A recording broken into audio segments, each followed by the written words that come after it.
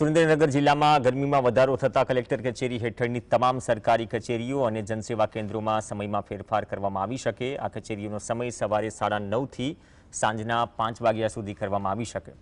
છેલ્લા કેટલાક દિવસોથી સુરેન્દ્રનગરમાં તાપમાન 40 થી 42 ડિગ્રીની આસપાસ રહે છે। અરજદારોને પણ હાલાકી ન ભોગવવી પડે તે માટે જનસેવા કેન્દ્ર, કલેક્ટર કચેરી અને મામલતદાર કચેરીના સમયમાં ફેરફારની સંભાવના છે। છેલ્લા 3 દિવસમાં સુરેન્દ્રનગરમાં 42 ડિગ્રી એબવ ટેમ્પરેચર આપણે જોઈ રહ્યા છીએ અને અનુભવી રહ્યા છીએ। કચેરીમાં જે ફેરફાર આપણે કરવાનું વિચારીએ છીએ તેમાં સવારે 9:30 કલાકથી આપણે વિચારાધીન છે, જેમાં આપણે સવારે 9:30 થી કચેરી સમયમાં ફેરફાર કરીશું તો સાંજે 1 કલાક આપણે એ સમયગાળા દરમિયાન આપણે જનસેવા કેન્દ્રો આપણે વહેલા શટડાઉન કરીશું। એટલે લોકોને પણ આપણે મીડિયાના માધ્યમથી આપણે પ્રેસ નોટ જાહેર કરીશું।